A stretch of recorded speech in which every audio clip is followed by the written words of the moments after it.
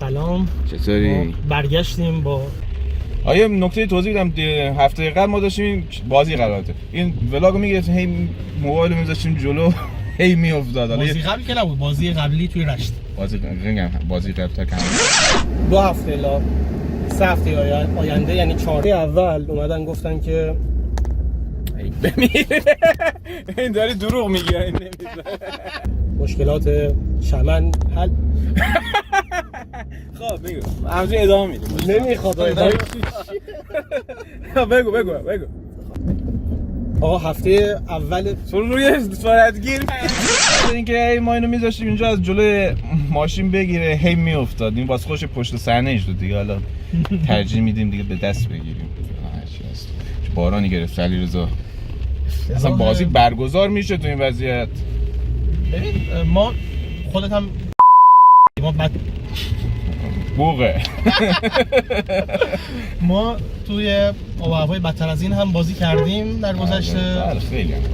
ولی باز هر اتفاقی هم بخواد بیفته بستگی اون نظر ناظر و نظر داور داره که نیم ساعت قبل از بازی معمولا میان چک میکنن، شرایط رو میسنجن. که حالا ما اینقدر سوسول شدیم به خاطر بارون بازی لختم.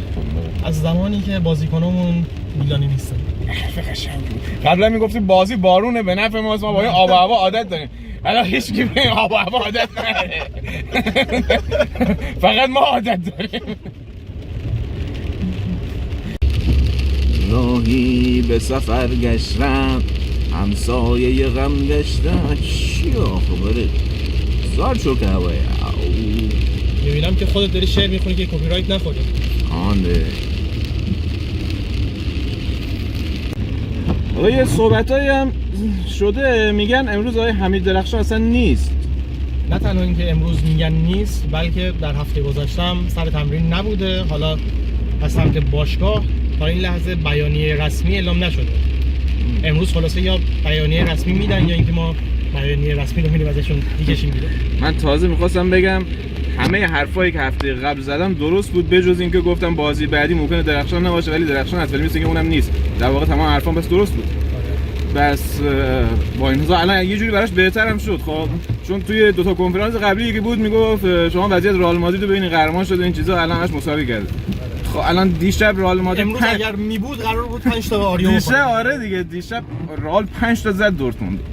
الان ما کمترین انتظاری داشتیم اینکه 5 تا الان به آریو بزنیم. حالا نهایتا 2 تا بخوره. با گل‌های مهرابی زاده با گل‌های هاشمی با گل‌های رفسنجانی. خلاصه باید می‌بردیم واسه. بریم وارد سردار جنگل شدیم. ببینم شما جای من باشین از ماشین میایم بیرون تو این وضعیت. مجبوریم. واقعا چرا؟ آخه ما چرا باید اینجوری بیایم؟ چون که مجبوریم. چرا؟ نمیخوام، من اینجا گرمه، نمیخوام. بابا ولم کنی. من یه زمانی جوان بودم تو این آب و هوا بدون چت میومدم تشویق میکردم، الان حالشو نرم. چرا بابا حالشو دارم؟ چیزی نیست. این وری کم بهتره، اون ور زیاد آب گرفت و نگران کرده. بریم پایین، واقعا بریم پایین. من شک دارم علی جون. مجبور میفهمی؟ مجبوریم.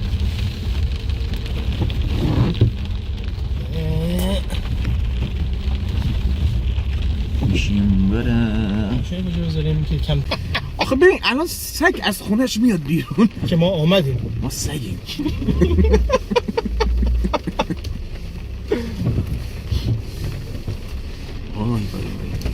امروز ببریم حال از این آب و هوا جات زیاد تو این سالا دیدیم، چیزی نیست. اینقدر شاد نباشیم بیاین استادیوم.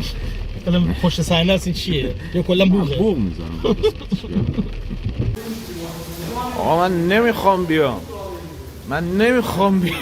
خیس.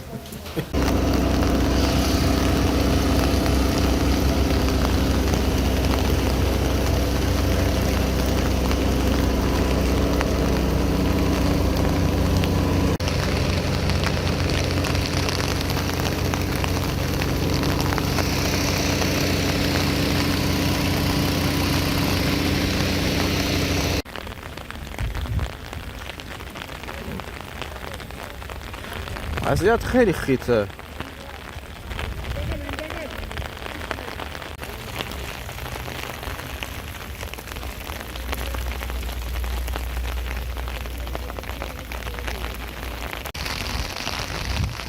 اینا صحبت‌های وسط زمین پیرو به وضعیت آب و هوا داره برگزار میشه. چیزی که به نظر واضحه اینه که بازی برگزار میشه احتمالاً، ولی باز باید ببینیم چه تصمیم گرفته میشه. مرد روزهای سخت در شرایط سخت. بچه‌های بارش اسپورت همیشه روز نفرات اولی هستن که تشریف میارن. امیدواریم که یه بازی خوب ببینیم اگر برگزار بشه. گلش سپالا با توجه به گرم کردن بازیکن‌ها دیگه باید بگیم بازی برگزار میشه دیگه. گوگلی بیا نتیجه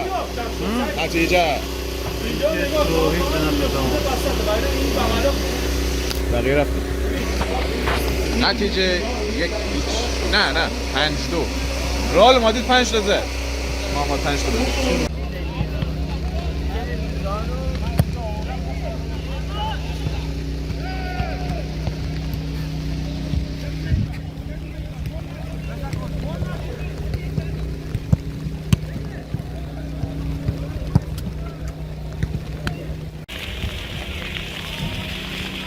کم کم بچه ها دارن میان، حالا یه سری ممکنه همون پایین ها بایستن. سایر جدید یه چند دقیقه بیشتر تا شروع بازی نمونده، تازه دارم با سطل آب جمع میکنم. خدا سرمو کجا بکوبم، بالام که فضا آزاده. گوتو هفته چند میلیمتره دیگه برتریم اصلا. ما کجایی داشت؟ الان اگه عادل فردوسی یه برنامه درست میکرد تمام مملکت باید بیومد مثلا. عادل بود چون واسه شد عادل دیگه به هیچ کجا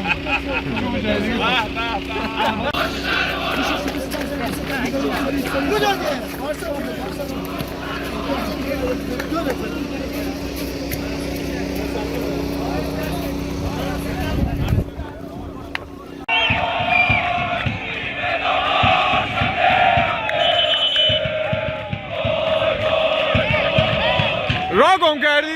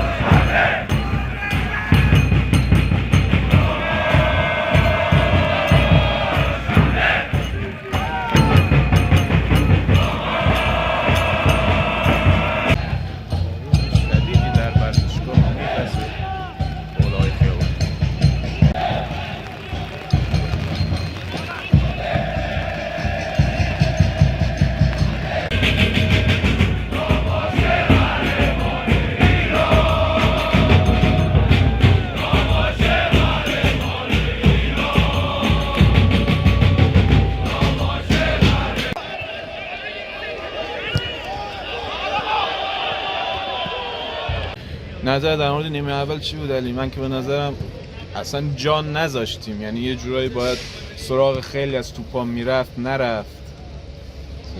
چی بگم، تیم اونا که اصلا کاملا بهتر بود، سوار بازی تیم مشخصه.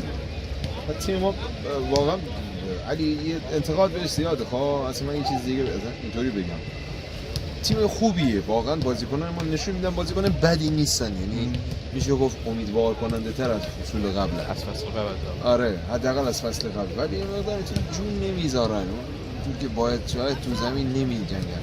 به قول ما گیلکات شکم سیری بازی کنه درجن. خصوصا توی این هوا که مثلا زمین اینطوریه باید فیزیکی تر به نظرم بازی کنه. آره دقیقاً این بازی الان فیزیکی تر میبره، فشار بیشتر میبره، در صورتی که مثلا تیم حریف با اون که حالا حداقلش اینا الان تو رشتن، بله بازیکن‌ها هستن که این شرایط جوی و تجربه نکردن، ولی حداقل الان از اینکه 10-12 روز رشک بارونیه، شهریور ما کلا ما یعنی پس بارون رو دیدی، جو بازی تو بارون چشیدید، اینطوری نیست که ناآشنا باشن. حداقلش بود که امروز ما باید بدنی سوارتر بودیم. یعنی بازی‌های قبل حداقل تورش اینه که تو ما بیشتر داشتیم، این بازی بد عوض شد. یعنی اونا بیشتر صاحب توپ بودن، موقعیت‌های شیطان 3-4 تا قشنگ شیرین زدن که سعید ابراهیم‌پور در آورد. امسال واقعا بهترین بازیکنمونه. تا اینجا واقعا بهترین بازیکن واسه. بعد یه سری مثال دارم میگم، مثلا مرداد وایرامی واقعا همه جای زمین هست اما بیش از حد تو آفساید گیر میکنه. یعنی هر نیمه‌ای میتونیم بگیم 3 تا حداقل آفساید داره و این نشون میده که یه مقدار تو تمرینات اگه بازیکن بگن آقا تو 2 تا گام به عقب بردار موقع پاس دادن، یه مقدار هماهنگی میطلبه. آقا بازیکن حریف بیاد بگه آقا بازیکن ما بیاد بگه آقا مرداد وایرامی من فلان کارو کردم، تو یه گام بیا عقب، گام دوم پاس منه، استارت تو بزن، تو که سرعت از با مدافع 1.90 قطعا سریع‌تری. یعنی حساب کن بازیکن ما قطعا از مدافع 1.90 اونا هست، با 1.70 قد سریع‌تره.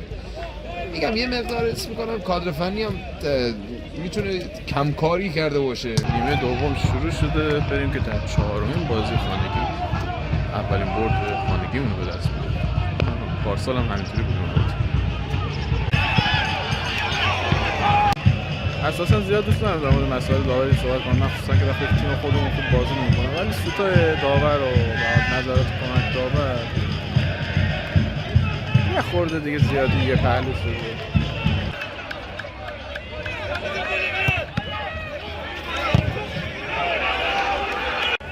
باور نکردنی که تا اینجای بازی رسیدیم هنوز شوت داخل چارچوب نداشتیم و کلاً هم یه دونه شوت داشتیم که از بالای دروازه بیرون رفت.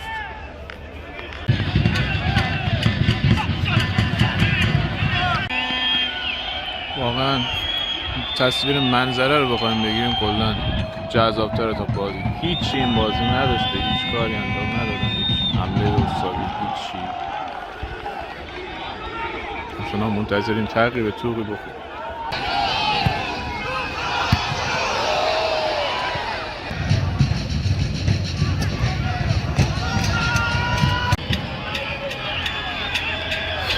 این بازی هم 0-0 شد، این بازی هم مساوی شد.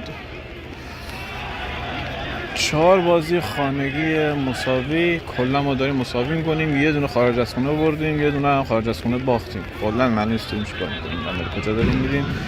امروز حمید درخشان نبود در کادر فنی، باید دید تصمیم گیری در موردشون چی میشه.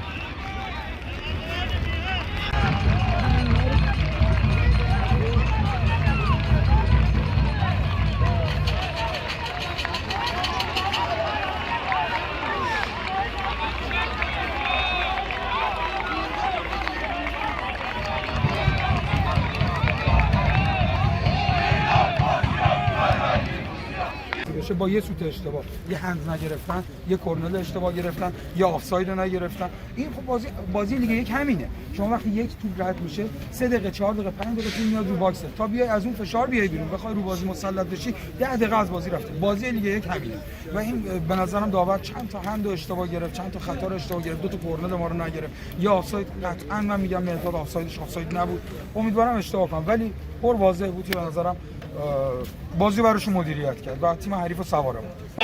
این ملخ رو در کنفرانس مطبوعاتی می‌بینید خیلی زوم کرده روی سید علی هاشمی بکنه. از علی بگید